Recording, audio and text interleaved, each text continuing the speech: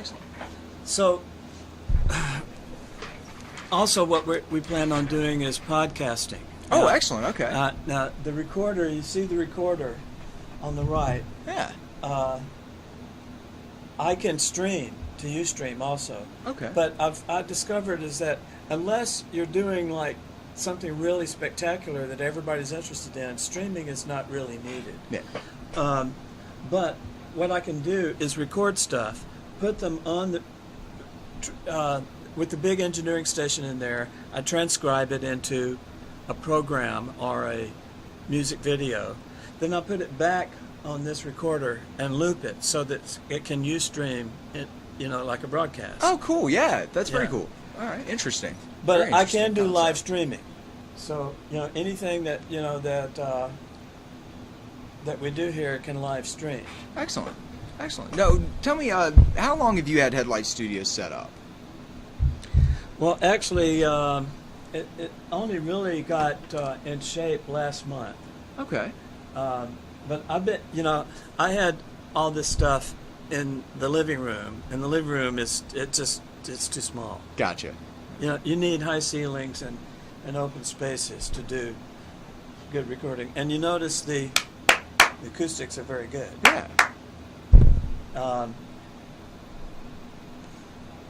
I've had quite a bit of experience with building studios, and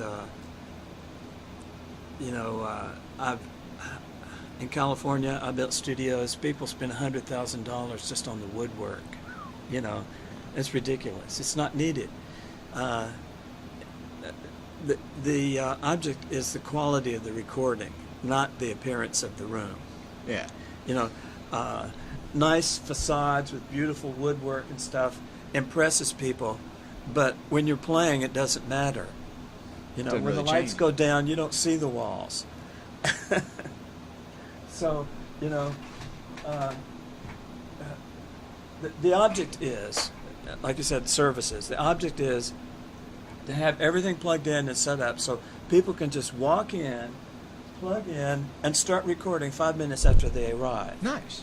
So the problem with studios in general, and with the ones here in town, is that there are too many things in the way of the recording. Locked doors, receptionists, large fees, contracts. I moved that all out of the way. I mean, the basically just record free. It's the mastering and the publishing. That's the business. So once you have the recording and it's mastered, you have a product.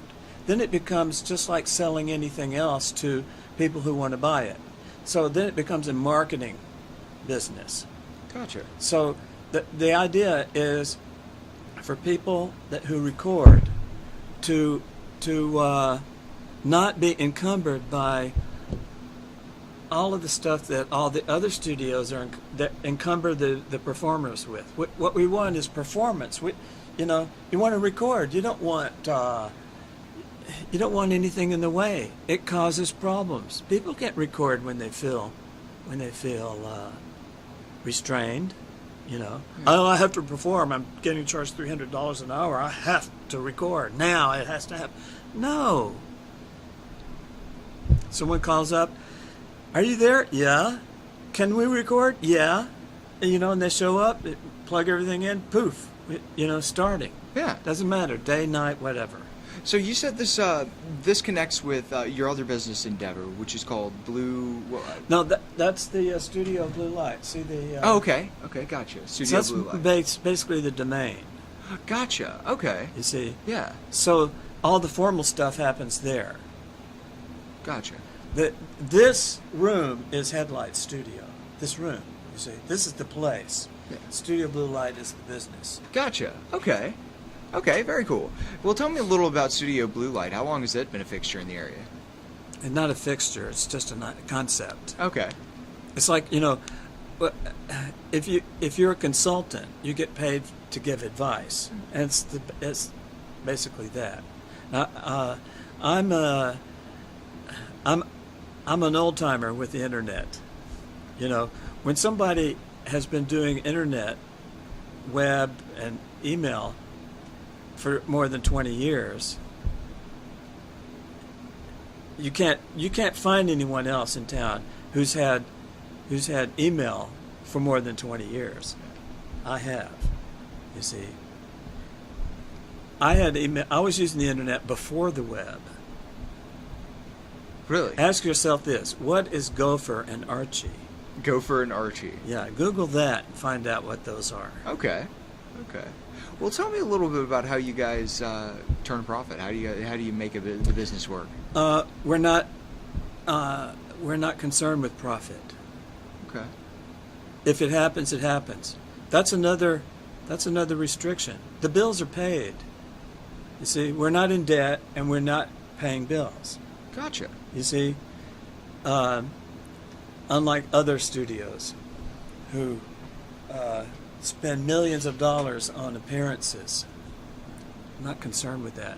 Gotcha. Once you have a product, then you worry about contracts and getting paid. Okay. And just like everything else, most musicians don't understand how music business works. They're not. Now, we do have people in town who are music business professionals. They're not musicians, though. They might as well be selling cars. Selling a commodity. Yeah. Gotcha. The musicians and the bands are appliances for their business. I'm not that way. Gotcha. Yet you should also understand, if you do any research in music business, that it's troublesome and complicated, or complex. It's highly complex and highly troublesome. Gotcha. There are more than 40 revenue streams out there. 40 revenue streams. How many other businesses like people who sell cars, expensive items, there's one revenue stream, the finance company. There may be different finance companies, but you can point at them. In the music business, it's all smoke and mirrors. There are so many revenue streams. There are big labels, there are independent labels, then people who what's called self-release. And the self-release stuff has really taken over. But that also makes more money for the labels. Remember in the 90s where the labels were lobbying Congress to restrict, downloading and, recorders and converters and all this stuff. The same thing happened with videotape. They wanted to outlaw it. Well, guess what? They're richer than ever. This has caused an explosion. Now everybody can listen to music, and the money still falls into their coffers, and the stream is bigger than ever. Whereas before they were restricted to selling a thing, a vinyl disc, a CD, and getting a stream from the radio sales. Yeah. But there again, internet radio has exploded also. So a self-release is very big. iTunes, CD Baby, Reverb Nation, MySpace. There are many different ways to make money.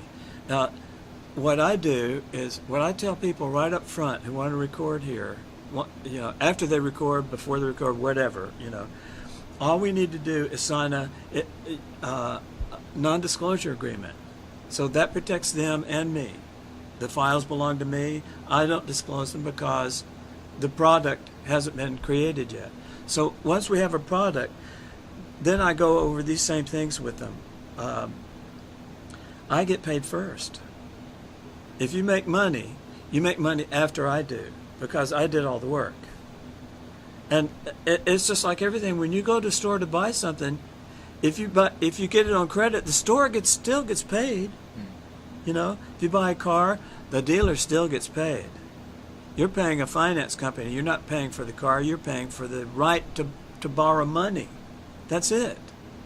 And when you create a music product, it becomes a marketable item, and the guy who owns it is selling it, and that's me. I own the song but I don't own the rights to the song. Gotcha. You see? You just own that particular recording. Right. So once I'm paid, whatever revenue streams that are out there, the person who owns the song gets it. I might get a residual. It's normal to get a residual, and it's usually only 2, 3, 4%, Okay. and that's forever. Very cool. That's why we have copyright, to protect the people who own that, so that they get paid if other people are making money with it. Gotcha. Okay. So, who have you worked with so far? Have you guys got anybody on? Yeah, well, these guys here, Okay. they're both seasoned. David he's played all over. He is a discopedia. I mean, what we did, he came over last night, and all we did was listen to YouTube Yeah. videos of people he's played with. Oh, that's cool. You know? Yeah. And 60s, 70s, 80s, 90s, 2000s. He's New York, Hollywood, the Bay Area. He's been all over. Great. Okay. New Orleans, and he still plays here. But it's basically, we're retired. This is fun. You see? Yeah. Okay, I got you. Very cool. Well, I would like to do a brief video interview with you, if I could. That was all just voice recording, but we also do a little bit of video play. So I kind of want to. I'm just gonna hold up the video Yes. here, but you just look at me, pretend it's not there, and basically tell me, how did you come up with the idea for the studio and for the business? Well, I have sponsors, silent partners, and they basically make it so that this is possible. And I've tried many things in the past, including producing original electronic products, and it always became a marketing problem. How do you sell something to someone who doesn't even know it exists? It's a problem. That's why we have advertising and marketing. That's what the newspaper, for instance. You have, but people have taken your business away. Classifieds have gone to the internet. Anyway, so what I did was, I looked at this room. I was trying to do recording in the living room, and even though it's the biggest room in the house, it didn't work. And we built the shed out back, for the tools and the yard maintenance, and it has a carport, so park the car there. And this place laid empty for a year. I looked at it and I said, that's the biggest room in the house. Why don't I make a studio? And what a studio is an open bay environment. And that's what this is. Very cool. So what does your studio offer that other studios may not? Free recording, video and audio. But my forte is mastering. And unfortunately, there just aren't that many people who know how to master, who actually know how to make a really good recording. Recording is just the beginning. The work is the mastering.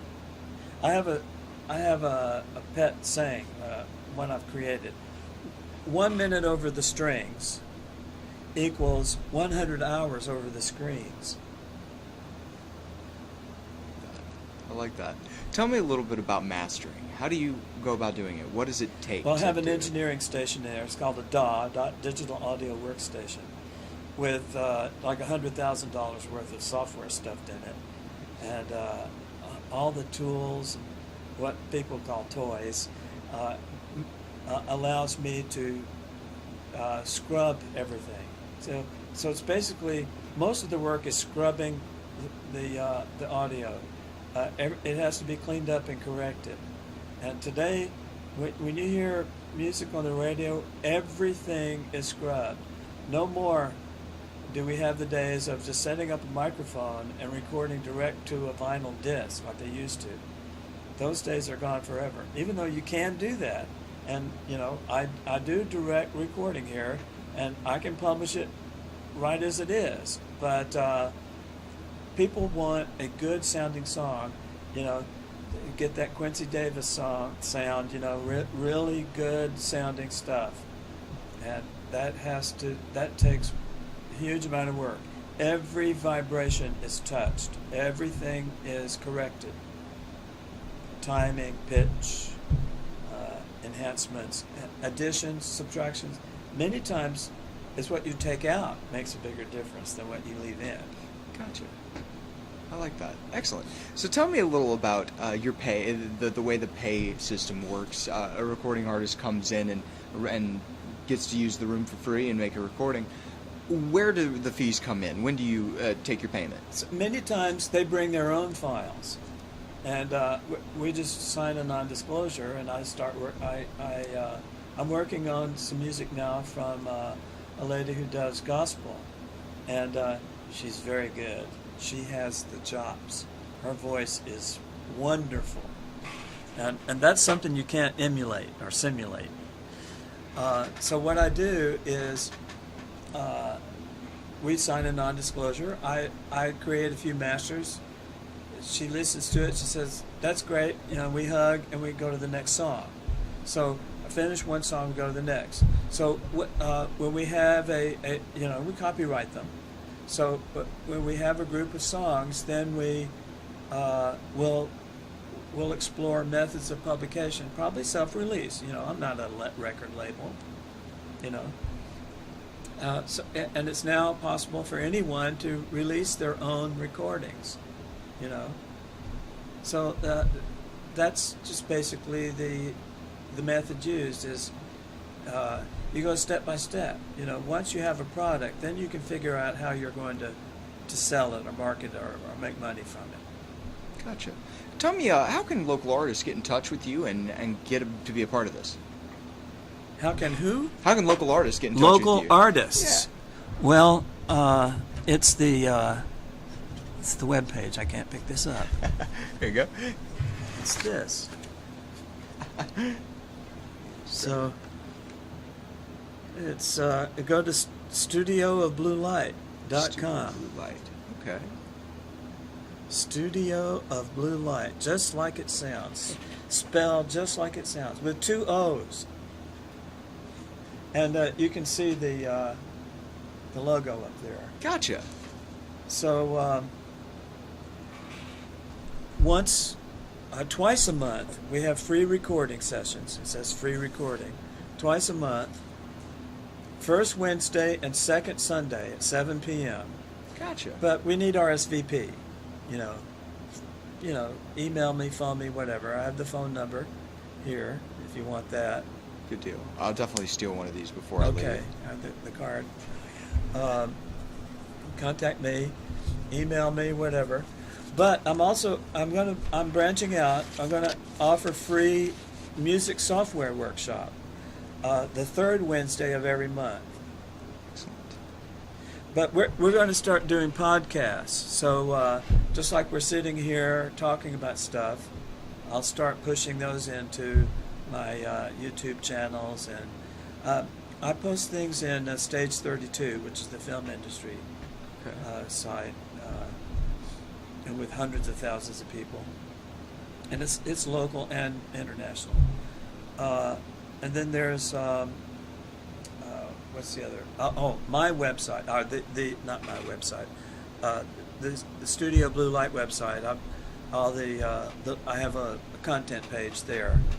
So I think what we really need is for local musicians to understand the business of music. Because when I start describing what we were talking about earlier to them, they get really dismayed. They think I'm trying to take advantage of them. They don't understand. It's not me. It's the system.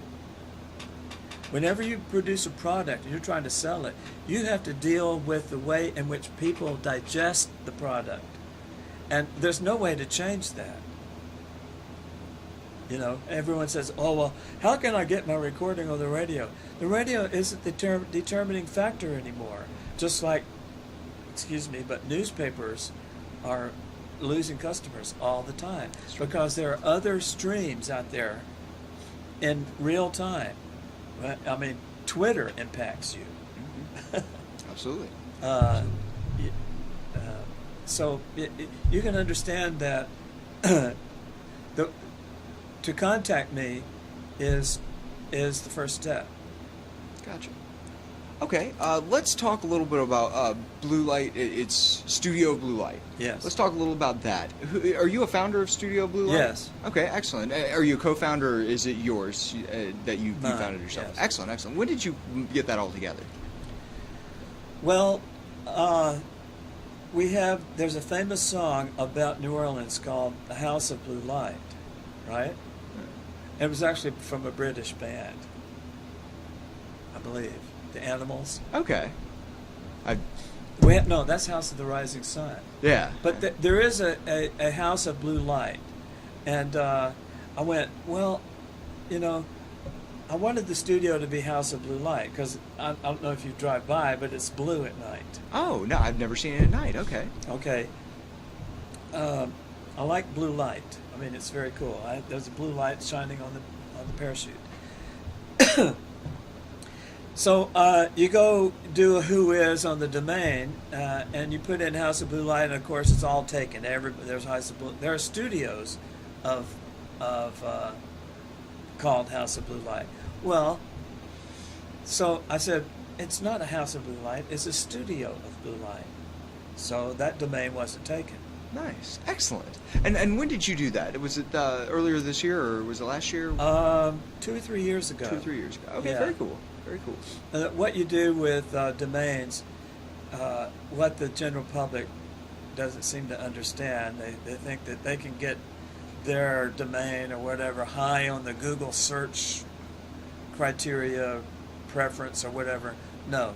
What puts you highest on search is how long your domain is paid for. Really? So the longer you've paid in advance for your domain, the higher you are on search scale. That's the main priority. That's the main thing with Google. Is if you 5 years or more reserving your domain, very cool. because that's public information. Yeah. And their search engine searches the Who Is database and then crawls your site.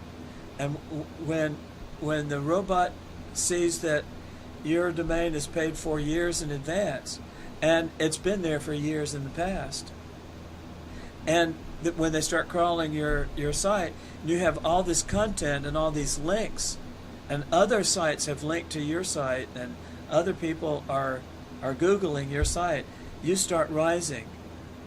You start bubbling to the surface. So you get that first page. When somebody searched for music in Shreveport, poof, Studio Blue Light is right there in front. Gotcha. Excellent. Okay, well that should do it. I'd really like to talk to your fellows here, Yeah. and then I think that'll do it for now. Yeah. I'll probably give you a call tomorrow just to clear up a couple questions. but- Okay, you mentioned photography. Yes, I would like to have a photographer come in one day before Sunday, probably that's before Saturday. 3 days. Yeah, Thursday, Friday, or Saturday. yeah. Now, If there's a day. I put out in my network. I have Okay. hundreds of people that subscribe to my email list that we're going to have photography sessions. So I can get people playing here, Great, yeah. especially these two guys. Yeah. And they're wonderful, and I play too. So I'd like to get other people, but it really doesn't matter. Yeah, To a you picture, just tell me what somebody's day. holding drumsticks. Yeah, if it looks like they're playing, Yeah. people will love it. So tomorrow, 7:00, 7 o'clock in the evening? or in the Friday, morning? 7. Yeah, that's fine. In the In the evening, yeah. yeah. I would prefer night, but your guy probably doesn't want to do night. Not too late, not after 8 or 9. 7 is still Yeah. light. 7's fine. Yeah, I think Yeah. 7 will be fine. I don't think they'd have a problem with that. Okay, I'll push to my network 7:00 tomorrow. Great, fantastic. I'll reach out to my photographers and make sure that's good, and I'll let Okay. you know by the end of the day. But I'm Okay. sure that's fine. You can phone me or email me, but Good deal. phoning is better. Yeah. I have the answer machine at once. It's usually coffee should be ready. Yeah, I need more guitar stands. I have 2 or 3 more back there. When you buy one thing in a recording studio, you always buy 3. Yeah. If you need 1, you know you're going to need 2 more soon. It's not going to take long. I got you. That's absolutely true. Let's see here. Okay.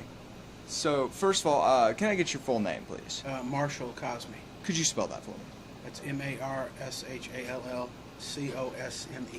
Now tell me, how long have you been a musician in the area? I've been in this area since 1985. Been a musician since I was 2nd grade. Fantastic. And what are your talents? What do you play? I mainly play guitar, keyboards, bass. I can sing. I'm what you call a improv artist. I improv things. I don't do anyone else's music except my own. Fantastic. Okay.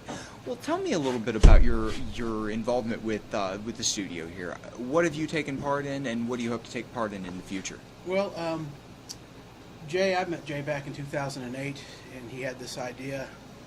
And what Headlight Studio offers people is an opportunity to come in and get into a place that's very relaxed. Jay will record you for free, and there's no time limit. You come in, you can sit there and do your original stuff, make up your stuff, do whatever you want, and he'll record you, and he'll actually help you with your music talent. He's very good at organization. He has a lot of knowledge about the music business, extreme knowledge, and he's looking to utilize what he has. And whenever I come down here, I'll come down here with my friend David Shelton, and we just sit around, pick up a guitar, start playing and making up things. And some of it's really good, some of it's really bad, and you mix it together and you come up with something that someday might be a hit. And have you published anything? Have you released any tracks yourself? I am a great unknown closet star. I started out, did the family thing first, and then now it's my turn. Got my kids out of the house, so now I'm as free as a blue jay. Gotcha. So, what do you hope to see from your own personal career in the next coming months in the future?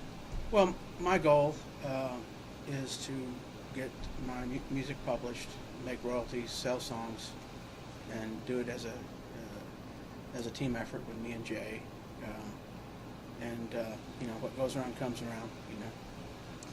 Yeah, go ahead. I was just going to say, what inspired you to be a part of a small scale endeavor rather than try to go for the big label company?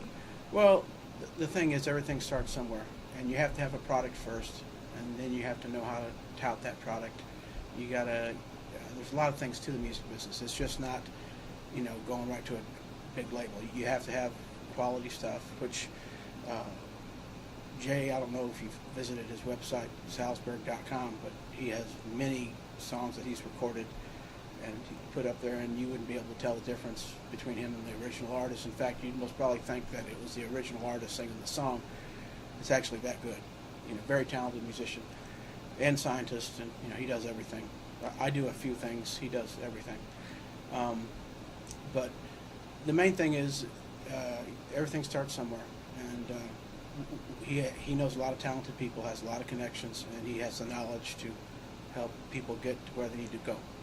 Fantastic. All right, that should do it. Thank you very much.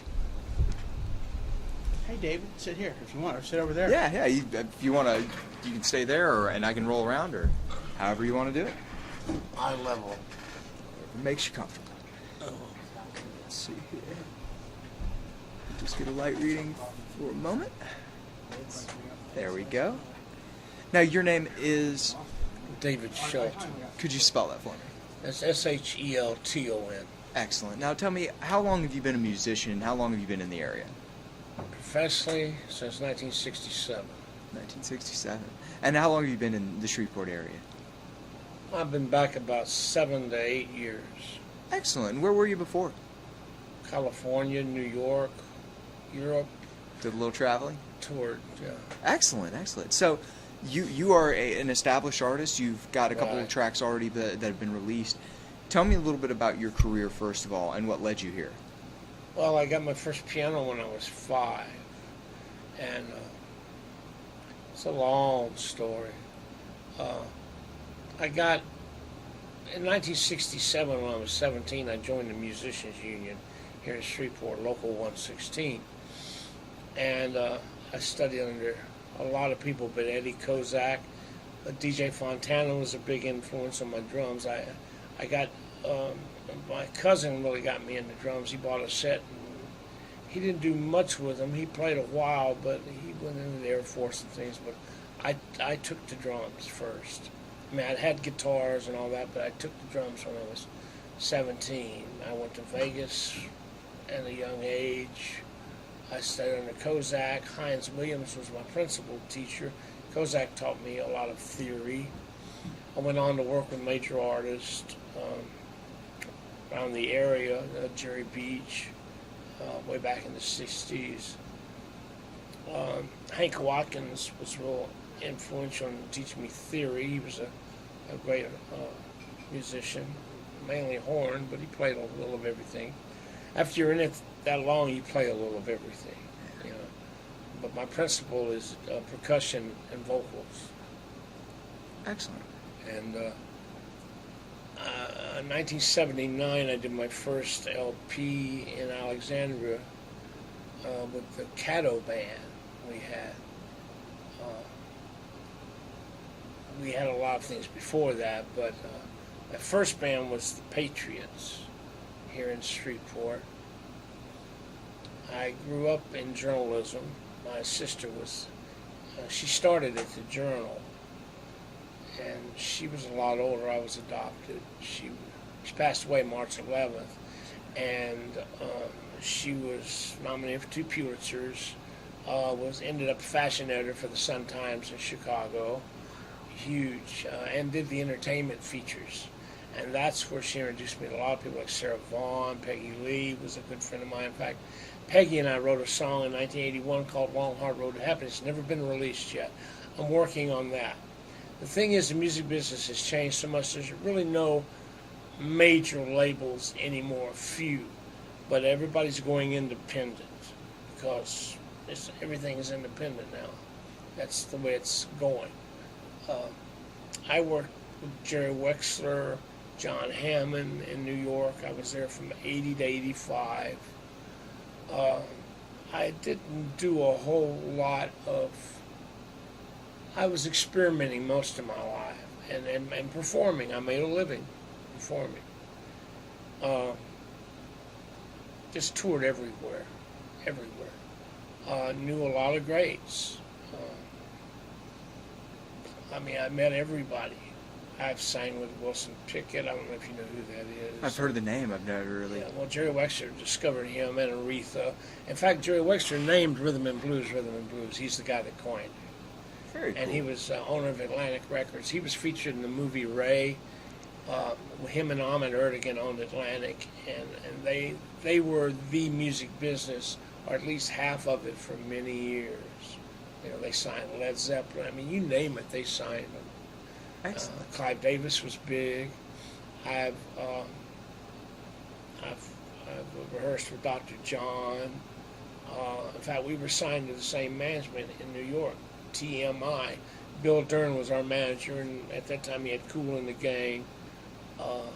Our band was called the Home Wreckers. The New Edition had just come out. A lot of great talent there. I was asked to write with a lot of people, collaborate, but I just didn't. It's a long story. I got into a lot of other things too. But the Norton Art Gallery just did a audio visual on my life history, on my music history. That's very And cool. for archiving purposes, they have the Nortons are really interested in all art, music included. Of course, their primary gallery is art, fine art. But I've known so many people. I actually lived at Mick Jagger's house on Long Island in 1981 for a while, a short time. That's very. So I very knew a cool. lot of people. That is so cool. That is such an interesting story. Gilda Radin, Margot Kidder, all the people that were big at the 80s, John Belushi, Dan Aykroyd. He worked with us at the Cactus Club in Toronto after Belushi died. Dale Shannon, who wrote Runaway for Bonnie. Bonnie Raitt made a big comeback of that. Most of the songs now you hear are coming, they're being redone, and a lot of that's because the publishers get new money. But Same the young song, new artists money. will do an old song, and if the new artist is famous, then they'll make more money for that publisher. That makes So sense. it's like all new money. My sister knew Paul McCartney real well. I mean, just a lot of things. And I met Paul a couple times, but didn't really know him. I met John Lennon. I was in the studio from 80 to 85 at Electric Lady in New York City, in Jimi Hendrix studio. He was gone, and I worked there. What is that? Oh, sorry, I'm getting a call too. Is that mine? I'm sorry, I'm in the middle of an interview. Can I give you a call right back? Excellent. I'll give you a call just in a minute. Thank you, Mary Alice. There you go. I have a cell phone, but it just goes bleep. See, That's it. I usually am clever enough to put mine on airplane mode before I start doing interviews. I just forgot to do it this time. That's okay. It's okay. That's only that's Chris. It was good timing, We're actually. used to unwanted interruptions. Yeah. Very good timing. Okay, well, let's get into how I've you got written involved for here. the Times. Really? Yeah, When I did was you write for the I was Times? a guest writer many times because my sister was in journalism. She started the journal. I'm the most published editorial writer in the Times. You are. Really? I have more content in the editorial page than anyone else in the whole history of the paper. But I stopped. Really? Yeah. When Allison Bath, my editor, directed me to this story, she said that you were a regular contributor. So Yeah, I stopped. okay, I didn't know you were that published though. That's I very stopped interesting. publishing my editorials. They stopped publishing them So completely. I stopped. Yeah. I knew. Weird. Yeah, I knew a lot of politicians too because Doug the Attaways he was a model train enthusiast, Mr. Attaway. What about Betty's brother? Well, Stanley Tyner. I was married to Stanley Tyner, who was editor of the Times. Stanley, yeah. I married He's now at his the sister. Biloxi Picayune or something. Yeah, Okay. He's a Pulitzer Prize winner. Yeah, Okay. right. Yeah, he was a war correspondent So originally in Vietnam.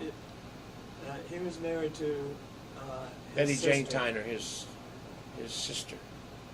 Betty Jane Tyner. Yeah. Okay. Kristen is her nickname. Gotcha. Well, how did you get involved with Headlight Studios? How'd you get involved Well, I've with? known Jay since I was 14. Okay. We went to Bird, Rob Moore, all that stuff. So I've known him a long time. Jay has always been 1965. scientific. He had the first electric car in Shreveport in 1975. He built it. He's ahead. He's ahead. And he does some of the finest remixing I've heard. And it's not that he didn't have it before, it's just now he has the equipment. And he takes his time. The key is taking your time. He might spend 100 hours on one song remixing it. Laying it down is easy, compared. But remixing all the nuances in the song, getting its best blend and best sounds of each instrument and vocals and all of that. And he's a musician too, so he understands. And how has he helped how has the business helped your career? Well, I'm basically semi-retired. I'm 63. I've already done everything I've ever wanted to do. So I am just, music is a passion. You don't do it for the money. Not if you're professional. You don't necessarily do it for the money. You do it because you have to do it. It's part of you. Music is. They asked Stevie Wonder what kind of music he was going to do one time. Well, what's your next project? He said, music is music. That was his answer. So, and I feel the same way. Music, it's like here in the United States, we have like diatonic scale, do re mi scale is 7 notes. Our chromatic is 12. In India, 32 is the diatonic and 72 is the chromatic. So it depends on where you're at, and depending on what you know about music. But music's very simple, very simple. In American music, most of it's 4/4 time, very little. You know, I studied all the Brubeck and the jazz and the Latin and the funk and all that stuff. I studied it all because I had to make a living. And if somebody asked me to do something, I could do it because I studied it.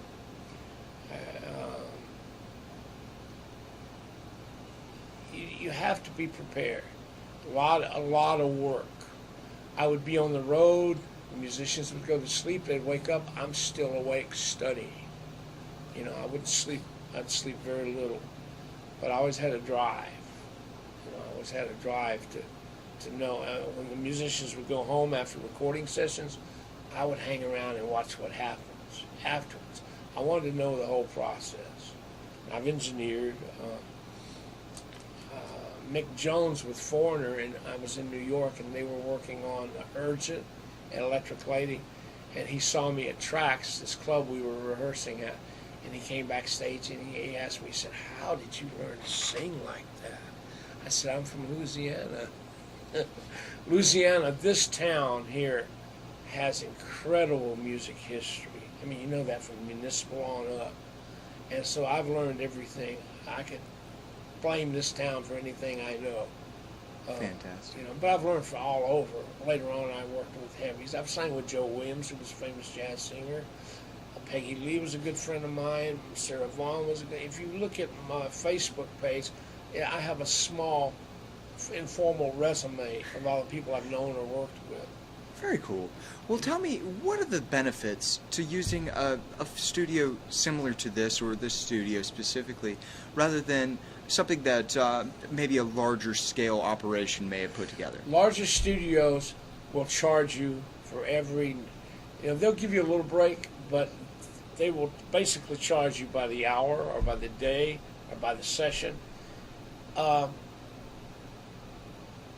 Jay, like I was saying on the remix, Jay doesn't count hours on the remix, doesn't count time so much. He works with you in your budget. I could spend $1,000 here and get what I would have to spend $10,000 somewhere else. That's really a plus. It's really a plus. He just wants it right. Everybody else is worried about their income. He wants it right. He wants the music right. He knows what it can be, and he takes it up to that professional and above level. He's as good a remix engineer as I've ever heard. I mean, I've heard them all. You know. I think that should do it. Hey, thank you so much for that. And it was a pleasure meeting you. Yeah, right. It was an absolute blast. My last CD was in 2000. It was called Totally in Love it's a fictitious group in California called Louisiana Boogie. Okay. But I did it in California, and it's I'm proud of it. It's rare when you walk out of the studio and you go, "That's better than I thought it would be." Louisiana Boogie is the name It's of on the CD group. Baby. Okay. Oh, CD Baby. Okay, Or I'll check it out. Or any of those, iTunes, all that stuff. Yeah, I'll make sure to download mention it it. in the story. See if we can get a couple people down here to buy it. Yeah, Excellent. Louisiana Boogie is the group. Louisiana Boogie. I mean, Totally in Love. Totally is in the Love's the title. album. Totally in Love. Gotcha. Okay. Very good. Very good. Hey, Thanks, thank David. you guys so much for chatting with me. I really appreciate it. Yeah, thanks for your time, It was a Michael. blast. Thank you. It's a blast. And I've got your card. Put this up somewhere where everyone can see it. Sure. I'll put it in my At car home, Help us put it put on this your place on the refrigerator, map. put it on the refrigerator at work, whatever. Yeah. If you want more than one, And go have take it. your picture and go down to the movie theater or the extra thing and get. Okay, yeah, go get a nice job. Yeah, you're tall enough. You're in great shape, and it should work. Yeah, if you ever want to do a story like, I'd love to have somebody follow up on my sister's career too. I mean, she was all over the paper here when she died and all over the world. But you know, she would fly to Paris every year to stay with Coco Chanel. What is your sister's full name, and can you Patricia. spell it for me? And Shelton, S-H... Elton.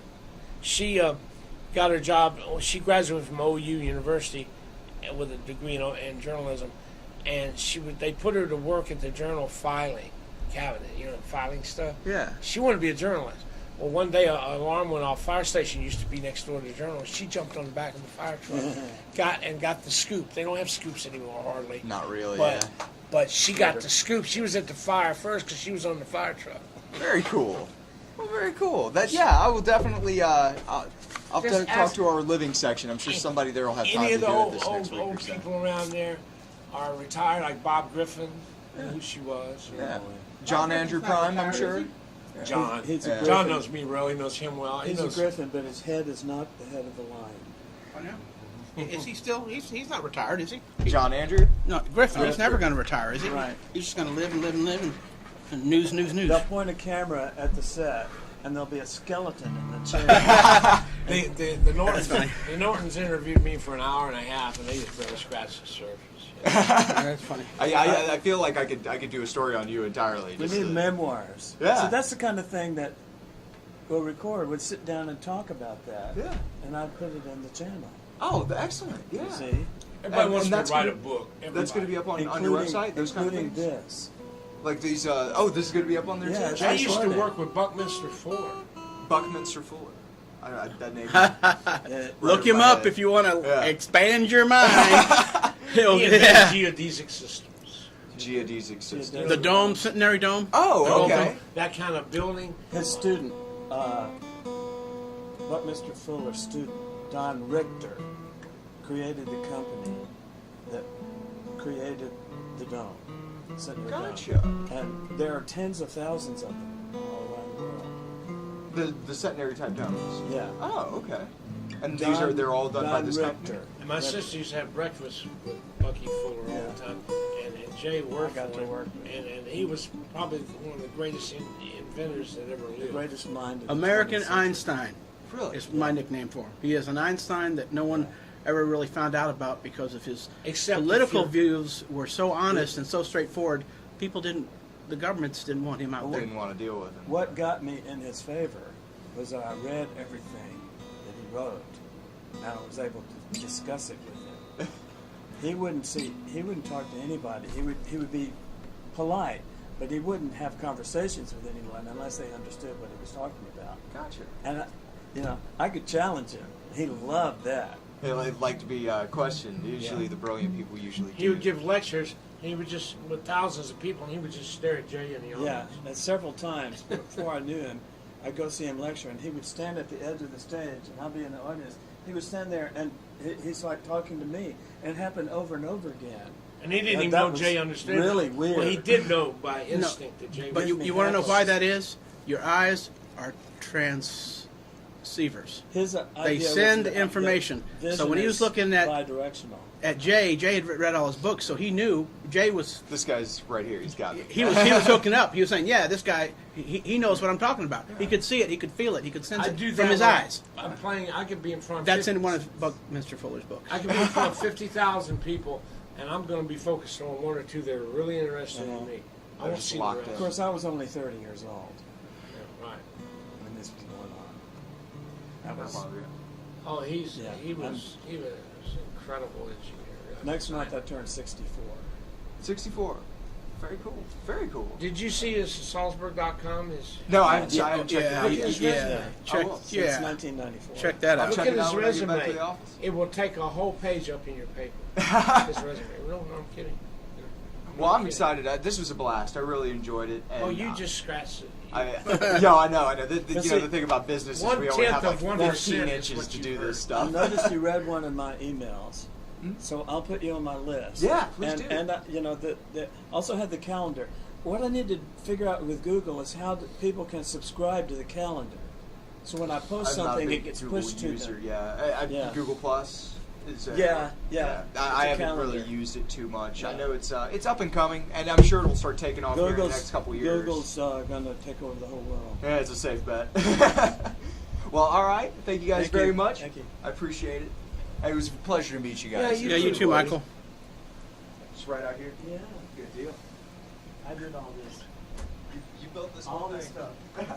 All the walls, everything. And was this a home?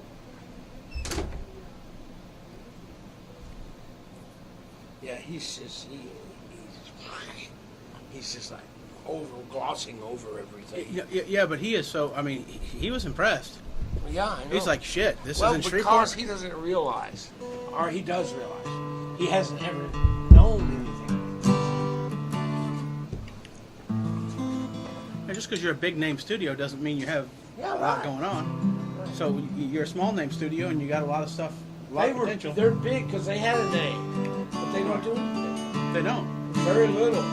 The major and Chuck Randy came over there and laid some parts down and stuff, but then Chuck had a stroke right after. Oh no. Yeah. He's recently went to Japan with Marlena Shaw, the jazz singer. She's kind of like Ella. And he went with her. And I talked to him. He says, well, David, my chops aren't up to where they used to be. I said, man, if you're out gigging, if your chops are half as good, you're still better than everybody else. Right.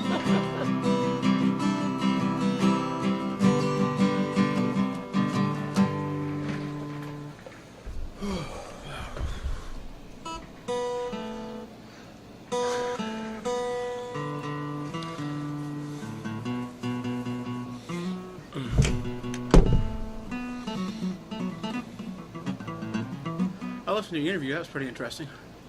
You've been a little bit everywhere. Done a lot of stuff. Oh, yeah, man. I toured for 20 years.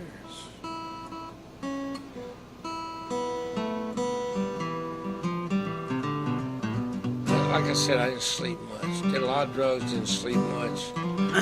Would sleep when nobody else was sleeping. Right. Mr. Shelton, 10 minutes to showtime. Boom, get up. I didn't tell him I hit New York City Labor Day weekend 1980, and I didn't pay for anything for 5 years. I mean, we hit New York and we just took off. Within a month, I had a loft at 12th and Broadway, 2,000 square foot loft. I had a manager. And you didn't pay for it? Had a manager. Had 2 limos. My driver's name was Greg. They picked my laundry up and brought it back. I didn't want for anything. Just we performing. We had 3 investors in 5 years, giving us $500,000 a year to live on 3 people. Really? Pretty amazing. Perfect timing. Oh, just timing. Perfect. Couldn't have been better.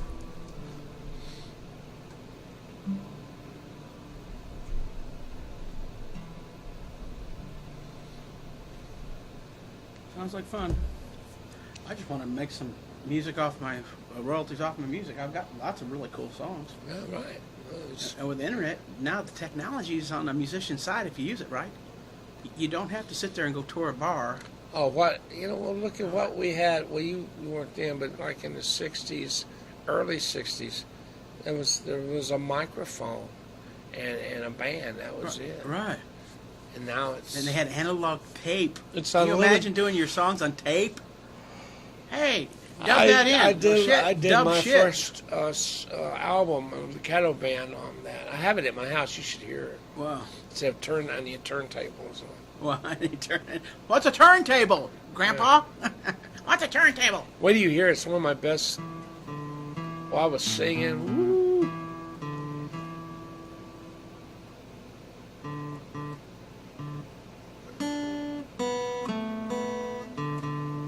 It's way off the charts, my vocal, man. Go off the guitar neck.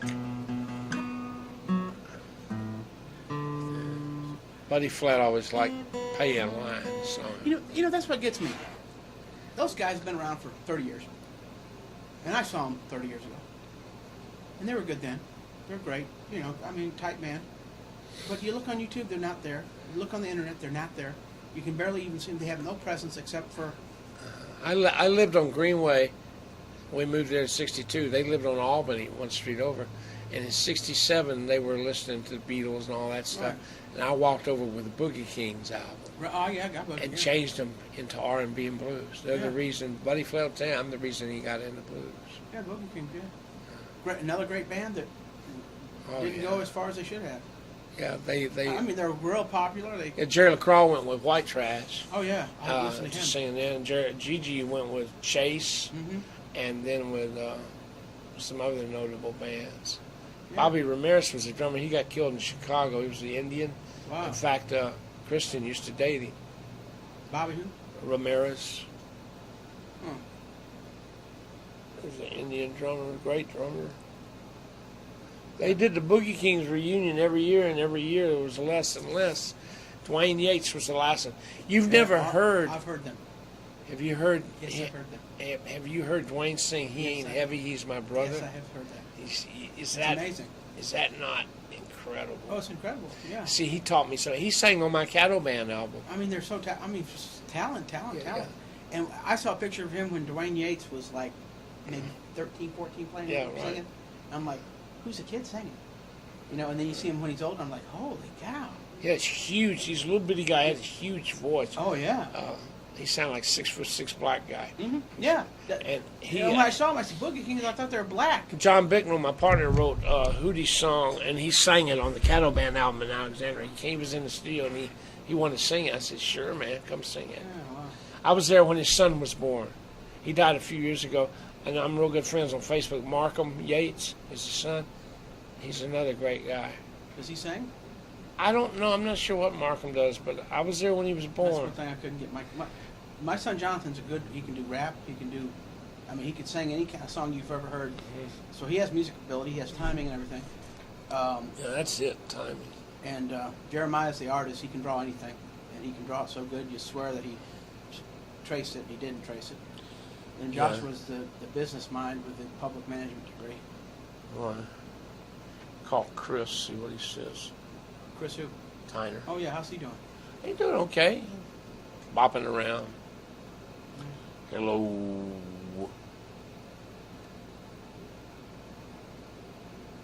Still playing? Well, he always plays. I'm not sure why. You know, he's always playing stuff at his house. He stays by himself a lot, so he plays a lot. I gave him a recorder to use. Korg SOS recorder. Hey! What's up?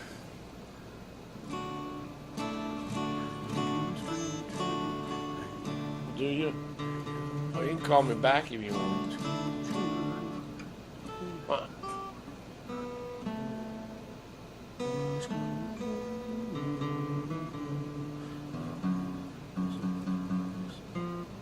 Yeah.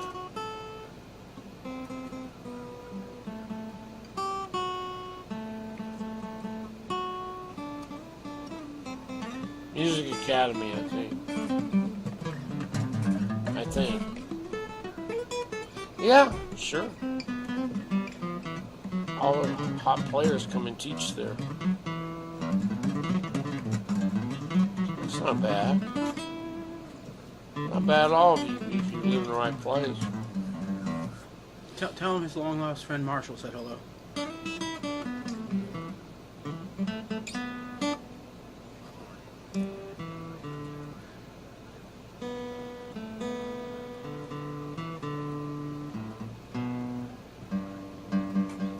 Oh, yeah.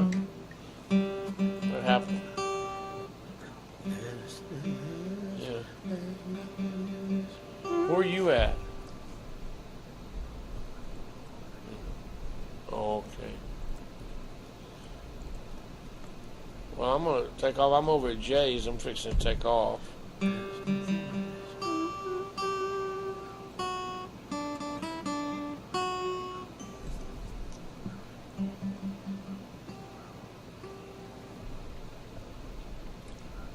Right. Oh, yeah, I've seen that. It's fun. Insurance companies love it, don't they?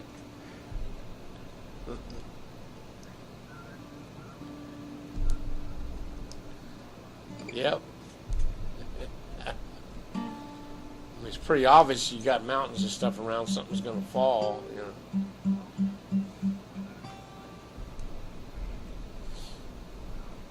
No, okay. Well, I mean, you look at the trees, they're growing taller than I am. So. Marshall says hi. Marshall. Cosme, the fat guy that's lost like 30 pounds since you've seen him? He's lost about 30 pounds since you've seen him. It's called being free. Okay. How many cuss words? I know, just kidding. Well, look. Oh, well.